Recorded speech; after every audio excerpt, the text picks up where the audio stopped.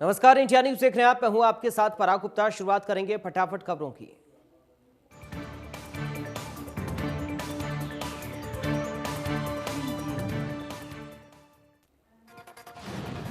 बड़ौदा उपचुनाव को लेकर रोहतक में बीजेपी का मैराथन मंथन। मुख्यमंत्री मनोहर लाल बड़ौदा के 54 गांव के प्रतिनिधियों के साथ करेंगे बैठक। कोर ग्रुप की बैठक में भी करेंगे शिरकत। उप मुख्यमंत्री दुष्यंत चौटाला की मौजूदगी में पूर्व विधायक राजदीप फोगाट ने हाउसिंग बोर्ड के चेयरमैन का कार्यभार संभाला। इस दौरान विधायक ईश्वर सिंह भी मौजूद रहे।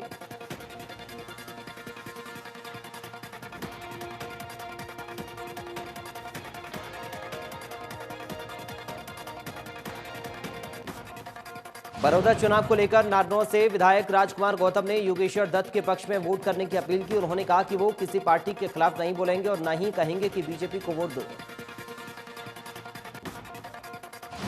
उन्होंने कहा कि योगेश्वर दत्त को हराओगे तो बड़ौदा का विकास रुक जाएगा। राजकुमार गौतम ने कहा, जाति देखकर कोई भी चुनाव में नहीं उतारा जाता, ऐसा करना दूसरी पार्टी के नेता गलत कर रहे हैं। कांग्रेस से नाराज प्रदीप सांगवान ने छोड़ी पार्टी। नाराज सांगवान को मनाने पहुंचे थे विधायक सुरेंद्र पवार। पार्टी छोड़ने के बाद सांगवान ने कांग्रेस पर साधा निशाना। प्रदीप सांगवान ने कहा, कांग्रेस नेताओं को ऊपर उठने का मौका नहीं मिल पाता। मुझे 3 बार चुनाव के मौके आए लेकिन टिकट नहीं दिया। उन्होंने कहा, बड़ौदा मेरा घर है, टिकट पर मेरा पूरा हक था। प्रदीप सांगवान ने 2014 के चुनाव में टिकट न देने के आरोप लगाकर ही बीजेपी को छोड़ा था और कांग्रेस पार्टी में शामिल हुए। मुख्यमंत्री की अगुवाई में प्रदीप सांगवान फिर बीजेपी पार्टी में शामिल हो गए।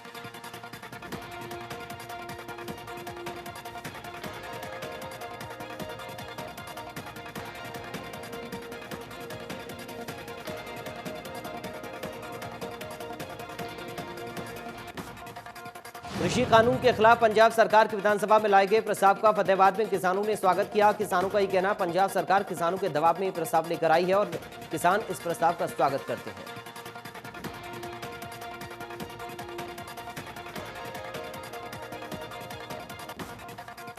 अंबाला में किसान पराली ना जलाएं, इसको लेकर सरकार ने एक और कदम उठाया। जो किसान पराली नहीं जलाएंगे उन्हें 1 एकड़ 1000 रुपया सरकार की तरफ से दिया जाएगा। अंबाला में किसानों को पहले ही 500 रुपये पर एकड़ पराली बेचने से मिल रहा था। अब किसानों को पराली न जलाने पर 1500 रुपये पर एकड़ पर बचेंगे। किसानों ने सरकार के इस फैसले को बेहतर बताया।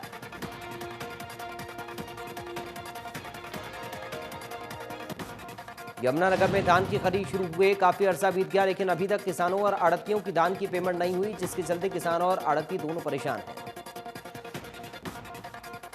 जगाधरी अनाज मंडी के आड़ती और किसान पिछले कई दिनों से प्रशासनिक अधिकारियों के यहां चक्कर लगा रहे हैं। अधिकारियों ने आश्वासन दिया था कि बुधवार से पेमेंट शुरू हो जाएगी लेकिन अभी तक पेमेंट शुरू नहीं हुई।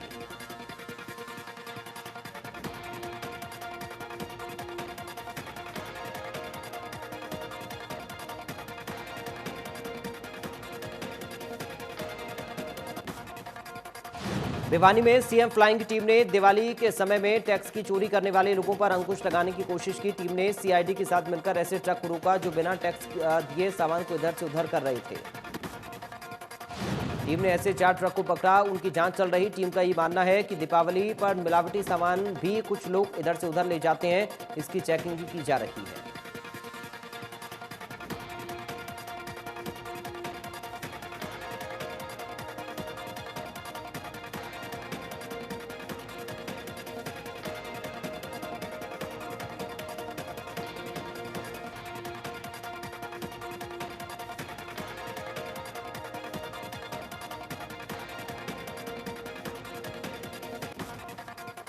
यमुनानगर में नकली देसी घी की सूचना पर सीएम फ्लाइंग ने छापा मारा, सैंपल लिए। सीएम फ्लाइंग को सूचना मिली थी कि एजेंसी में बाहर से नकली घी की सप्लाई होती है।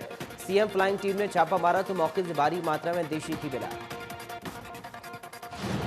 मौके पर मालिकों ने कच्चे बिल की कॉपी पेश की। स्टॉक के बारे में पूरी जानकारी नहीं दी, जिसके बाद जिला स्वास्थ्य विभाग और प्रशासनिक अधिकारियों की टीम मौके पर पहुंची और सैंपल लेने की कार्रवाई की।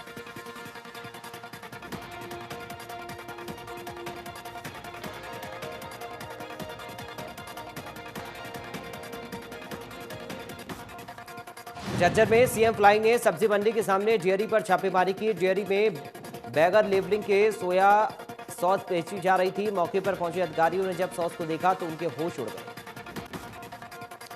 अधिकारियों ने जब डेयरी मालिक से जानकारी लेनी चाहिए तो इस बारे में कोई संतोषजनक जवाब नहीं दे पाया। अधिकारियों ने सॉस की 9 पेटी कब्जे में लेकर उसकी सैंपलिंग की और जांच के लिए भेजा। कैथल में शेरगढ़ रोड पर नकली देशी घी के गोदाम में सीएम फ्लाइंग ने रेड की। इस दौरान काफी मात्रा में डुप्लीकेट मार्का गोपाल के 960 डब्बे बरामद हुए। गुरुग्राम में जिला आपदा प्रबंधन प्राधिकरण ने मॉकड्रिल की। औद्योगिक आपदा इमरजेंसी को लेकर ये मॉकड्रिल की गई, जिसमें एनडीआरएफ, फायर ब्रिगेड और प्रशासन ने हिस्सा लिया। फतेहाबाद में पुलिस ने धान की पराली जलाने के मामले में 21 किसानों पर केस दर्ज किया है। जिन किसानों पर धान की पराली जलाने का केस दर्ज किए गए हैं उनमें एक महिला भी शामिल है। डीएसपी ने बताया कि प्रशासन ने धान की पराली जलाने पर रोक लगाने के लिए धारा 144 लगाई हुई है। इन किसानों ने पराली जलाकर धारा 144 का उल्लंघन किया, जिसके बाद पुलिस ने सभी को नामजद किया। मुख्यमंत्री मनोहर लाल ने पंचकुला में स्मृति दिवस कार्यक्रम में शिरकत की। वॉर मेमोरियल पर माल्यार्पण कर पुलिस शहीदों को श्रद्धांजलि दी। इस दौरान विधानसभा अध्यक्ष ज्ञानचंद गुप्ता भी मौजूद रहे। पुलिसकर्मियों के आश्रितों के कल्याण के लिए महत्वपूर्ण फैसला लेते हुए मुख्यमंत्री ने घोषणा की कि 50 पुलिसकर्मियों के परिवारों के एक सदस्य को राज्य सरकार की एक्स ग्रेशिया योजना के तहत सरकारी नौकरी दी जाए। मुख्यमंत्री ने यह भी घोषणा की कि शहीद एसपीओ कप्तान सिंह के परिवार को भी एक्स ग्रेशिया राशि के बराबर 30 लाख रुपए की अनुदान राशि दी जाएगी। मुख्यमंत्री ने कहा कि बहादुर जवानों के असामयिक निधन के बाद ये सरकार की जिम्मेदारी है कि उनके परिवार की देखभाल करें और सुनिश्चित करें कि असामयिक निधन के कारण उनके जीवन में खालीपन महसूस न हो। मुख्यमंत्री ने कोरोना को रोकने में हरियाणा पुलिस की भूमिका की सराहना की। साथ ही कहा 2500 से ज्यादा पुलिसकर्मी अपने कर्तव्यों का पालन करते हुए कोरोना से प्रभावित हुए, इनमें से 6 ने अपनी जान गंवाई। गृहमंत्री अनिल विज ने कहा कि जो भी किसानों के हक में होगा वही करेंगे। बिल मंगवाकर पढ़ेंगे कि उन्होंने क्या पास किया है। अभी ये भी देखना है कि कोई राज्य इस तरह से कर सकता है या फिर नहीं। कुमारी सैलजा के बीजेपी पर झूठ बोलने की ट्रेनिंग देने वाले बयान पर पलटवार करते हुए विज ने कहा कि सारी दुनिया जानती है कि झूठ कौन बोलता है। सभी जानते हैं कि झूठ राहुल गांधी और कांग्रेस ही बोलती है। कृषि मंत्री जेपी दलाल ने भिवानी में अपने आवास पर जनता दरबार लगाकर लोगों की समस्याएं सुनी। इस दौरान पंजाब और राजस्थान सरकार पर निशाना साधते हुए बिहार में एनडीए की जीत का दावा किया। जेपी दलाल ने कहा कि कृषि कानूनों पर पंजाब और राजस्थान सरकार झूठ फैलाकर नौटंकी कर रही है। पंजाब ने एमएसपी को लेकर सजा का प्रावधान किया, ऐसे में राजस्थान की पूरी सरकार को सजा होनी चाहिए।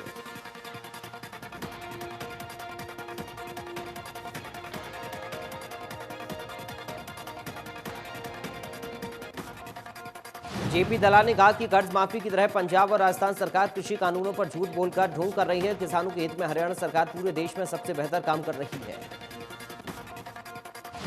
बड़ौदा उपचुनाव पर कांग्रेस के जीत के दावे और राजनीतिक समीकरण बदलने के दावे पर जेपी दलाल ने कहा कि परिणाम जनता देगी, लेकिन उन परिणामों का सरकार पर नहीं, बड़ौदा के विकास पर असर होगा।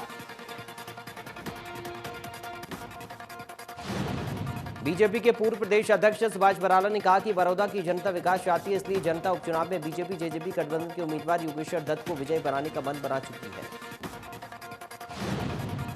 सुभाष बराला ने कहा कि बीजेपी जेजेपी गठबंधन की सरकार तेजी से विकास करवा रही है और नई कल्याणकारी योजनाओं को धरातल पर लाने का काम कर रही है। दोनों पार्टियों के गठबंधन को प्रदेश में समर्थन मिला है।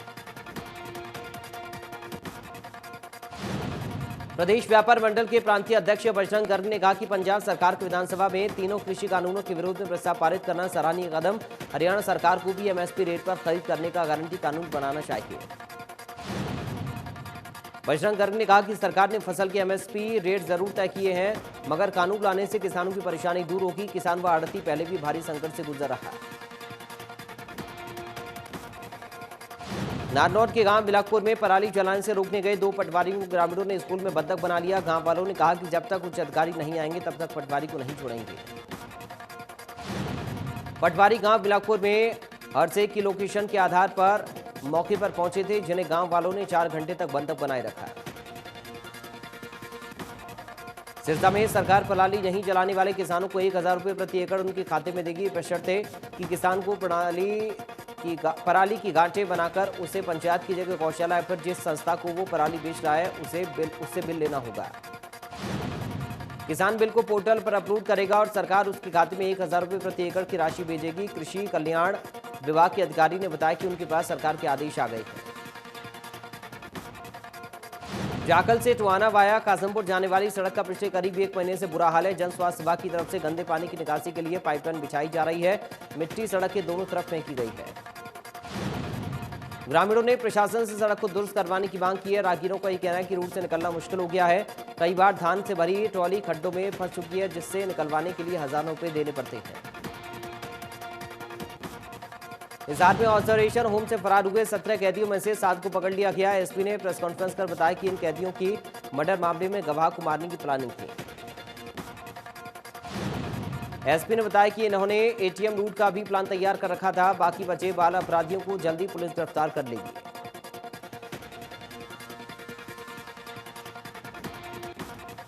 झज्जर में बदमाशों के हौसले बुलंद। 2 बाइक सवार होकर आए 5 नकाबपोश बदमाशों ने गांव मशरौली के पंजाब नेशनल बैंक से 7 लाख रुपए की लूट की वारदात को अंजाम दिया। बदमाशों ने वारदात का अंजाम देने से पहले बैंक के बाहर फायरिंग की और बाद में गेट पर मौजूद गनमैन की गन छीन ली।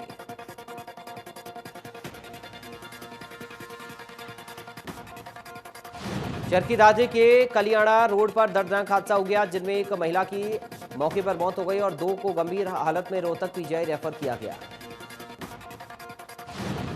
हादसे को लेकर परिजनों का यह कहना है कि सभी पशुओं का चारा लेने के लिए जा रहे थे। ट्रक ने उन्हें टक्कर मार दी। परिजनों ने सरकार से आर्थिक मदद और सरकारी नौकरी की मांग की है।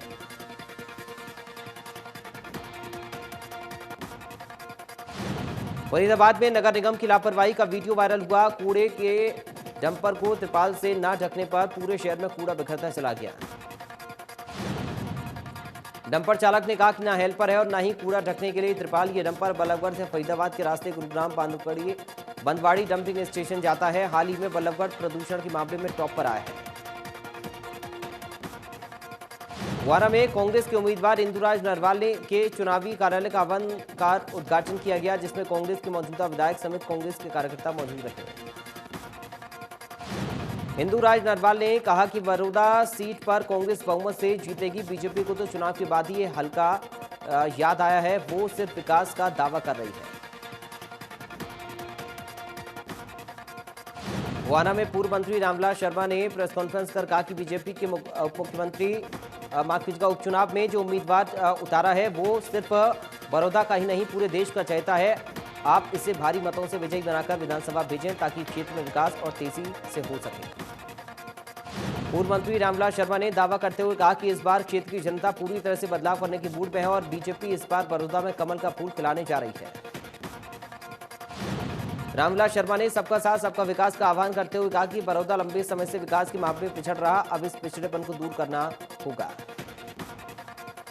पूर्व मंत्री रामविलास शर्मा ने नेता प्रतिपक्ष भूपेंद्र हुड्डा पर जमकर निशाना साधा। कहा कांग्रेस सिर्फ परिवारवाद की राजनीति करती है, ये अपने घर में ही चौधर लिए बैठे हैं। रामविलास शर्मा ने कहा कि कांग्रेस का अपनी भाषा पर ही संयम नहीं, योगेश्वर दत्त जैसे पराक्रमी खिलाड़ी को सर्कस का शेर बताती है। खिलाड़ियों और शहीदों को लेकर छोटी भाषा का प्रयोग करेंगे तो ये कैसी इंसानियत है। रामविलास शर्मा ने कहा कि कांग्रेस वाले पाकिस्तान और चाइना की भाषा बोलते हैं, पर बीजेपी ये बर्दाश्त नहीं करेगी। बीजेपी की सत्ता में आने पर पाकिस्तान में 10 किलोमीटर अंदर उनके 100 आतंकवादी मार गिराए गए। गोहाना में बड़ौदा उपचुनाव को लेकर कांग्रेस का कार्यकर्ता सम्मेलन हुआ, जिसमें पूर्व सीएम भूपेंद्र हुड्डा, सांसद दीपेंद्र हुड्डा, पूर्व स्पीकर कुलदीप शर्मा समेत कांग्रेस के कई वरिष्ठ नेता शामिल हुए। पूर्व स्पीकर कुलदीप शर्मा ने कहा कि कांग्रेस सरकार की 10 वर्ष का कार्यकाल और बीजेपी का 6 वर्ष का कार्यकाल बताता है कि किसने ज्यादा विकास किया है। कुलदीप शर्मा ने कहा बीजेपी ने सबका साथ सबका विकास का नारा दिया, लेकिन बड़ौदा का विकास क्यों नहीं हुआ। कृष्ण हुड्डा विधानसभा में मांग उठाते रहे, लेकिन सुनवाई नहीं हुई। कुरुक्षेत्र में हैफेड चेयरमैन कैलाश भगत ने मंडियों का दौरा किया। कहा किसानों को किसी तरह की दिक्कत नहीं आने दी जाएगी। आने वाले दिनों में 400 करोड़ का भुगतान किया जाएगा। उधर हैफेड चेयरमैन ने कहा कि हैफेड की तरफ से कुल 800 करोड़ रुपए की राशि का भुगतान किया जाएगा। कुरुक्षेत्र की मंडी से 14 करोड़ रुपए की राशि का भुगतान हैफेड ने कर दिया है और राशि आढ़तियों के खाते में जमा करवा दी गई है। रतिया के 4000 की आबादी वाले गांव बूंडरवास में बस सेवा नहीं है, जिससे लोगों को परेशानी हो रही है। लोगों की माने तो चुनाव के दौरान नेता आते हैं, कुछ दिन बस चलवा देते हैं, लेकिन चुनाव के बाद फिर बसें बंद हो जाती हैं। बस अड्डा इंचार्ज का ही कहना है कि अभी तक उनके पास गांव में बस भेजने का शेड्यूल उपलब्ध नहीं है। इसको लेकर उच्च अधिकारियों को कई बार पत्र भी लिखा जा चुका है। फरीदाबाद के सेक्टर 58 में गश्त पर सिविल ड्रेस में गई पुलिस के जवान के साथ दुकानदारों ने मारपीट की। बीच सिस्टम में पुलिसकर्मी अपने अपने इलाके में गश्त करते हैं और जनता से सीधा सरोकार करते हैं। अवैध तरीके से बेची जा रही शराब और अवैध तरीके से भरी जा रही गैस को रोकने की बात को लेकर दुकानदारों ने हेड कांस्टेबल को पीटा, जबकि दुकानदारों का आरोप है कि पुलिसकर्मी ने शराब पी रखी थी और वो महिलाओं के साथ बदसलूकी कर रहा था। आवारा पशुओं का आतंक नहीं थम रहा। सोनीपत के गड़ी ब्राह्मण गांव में आवारा गौवंश आम आदमी की मौत का कारण बनने लगे हैं। 2 गायों के झगड़े में एक शख्स की मौत हो गई। पुलिस के सूचना के बाद शव को कब्जे में लेकर पोस्टमार्टम के लिए सावन अस्पताल में भिजवा दिया। घटना को लेकर शहर वासियों में रोष है। हांसी पुलिस ने कार्रवाई करते हुए एसडी कॉलेज रोड पर क्रिकेट बुकी पकड़ी। पुलिस ने बिल्डिंग की तीसरी मंजिल पर छापा मारा तो बुकी का धंधा कर रहे युवकों में से 2 ने छत से छलांग लगा दी। छत से छलांग लगाने वाले एक युवक को पुलिस ने काबू कर लिया, दूसरा मौके से फरार हो गया। पुलिस ने मौके से 2 लाख रुपए, एलईडी, वाईफाई और कई मोबाइल फोन बरामद किए हैं। कैथल में हरियाणा राज्य स्काउट एवं गाइड्स ने शिक्षण एवं प्रशिक्षण संस्थान में plastic tide turner challenge programme के तहत रैली निकाली। इस दौरान प्लास्टिक का इस्तेमाल नहीं करने और कपड़े का थैला इस्तेमाल करने के बारे में जागरूक किया गया। जिला संगठन आयुक्त स्काउट ने भी प्लास्टिक का इस्तेमाल कम करने के बारे में अपने विचार रखे। जिला शिक्षा अधिकारी ने कहा कि अगर इसकी रोकथाम नहीं की गई तो पृथ्वी पर जीवन संकट बढ़ जाएगा। रोहतक के आईएमटी क्षेत्र में मिले महिला के शव के मामले में एक और खुलासा। पति का शव भी स्थल बोहर रेलवे स्टेशन के पास नाली में मिला। मृतक दिल्ली के मुंडका के रहने वाला है। पुलिस की पूछताछ में भाई ने खुलासा किया कि घर में हत्या की थी। हत्या करने के बाद रोहतक में 2 अलग-अलग जगह पर शव डाले। हत्या की वजह आपसी झगड़ा बताया जा रहा है। कुरुक्षेत्र की शाहबाद में जाको राखे साइया मार सके ना कोई कहावत साबित हो गई। ट्रक के नीचे आकर भी बच्चा बाल बाल बच गया। ये पूरी घटना सीसीटीवी में कैद हो गई। चश्मदीद ने बताया कि ट्रक चालक रास्ता पूछ रहा था और ट्रक जब चला तो उसके नीचे एक दम से बच्चा आ गया, लेकिन वो बच्चा बाल बाल बच गया। कैथल पुलिस ने शहीदी दिवस मनाया, जिसमें पुलिस के 2 शहीद जवानों को श्रद्धांजलि दी गई। कार्यक्रम में शहीदों के परिवारों के सदस्यों को भी आमंत्रित किया गया, उनको सम्मानित किया गया। यमुनानगर में पुलिस अधीक्षक की अध्यक्षता में पुलिस लाइन में शहीद हुए पुलिसकर्मियों को श्रद्धांजलि दी गई। शहीदों की आत्मा की शांति के लिए मौन व्रत रखा गया। शहीदों को सलामी दी गई।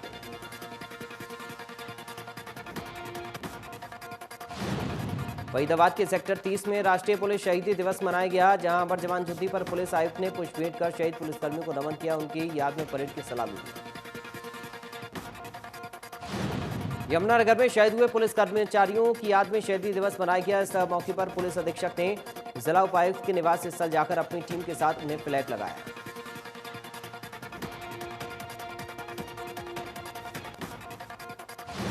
पलवल में शहीदी दिवस मनाया गया। ड्यूटी के दौरान शहादत देने वाले पुलिस के शहीद जवानों को याद किया गया।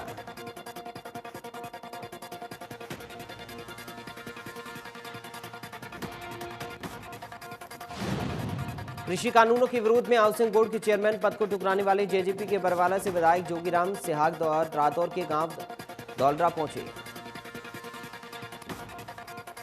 जोगीराम सिहाग ने कहा कि पास किए गए कानून किसान विरोधी हैं। प्रदेश में सबसे पहले विधायक के तौर पर उन्होंने अध्यादेश का जोरदार विरोध किया था।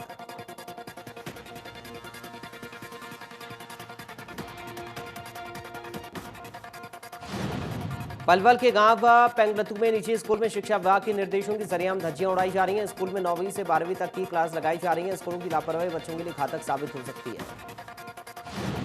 जिला शिक्षा अधिकारी का यह कहना है कि अगर कोई भी स्कूल शिक्षा विभाग के निर्देशों का पालन नहीं करेगा तो उसके खिलाफ सख्त कार्रवाई अमल में लाई जाएगी।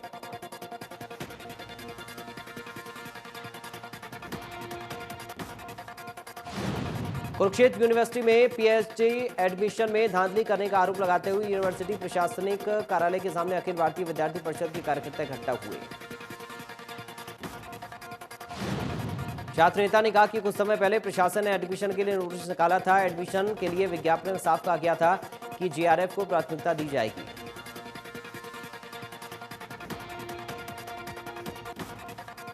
हिसार के गांव दौलतपुर के राजकीय उच्च स्कूल के छात्रों को पास से फेल किए जाने का मामला लगातार तूल पकड़ता जा रहा है।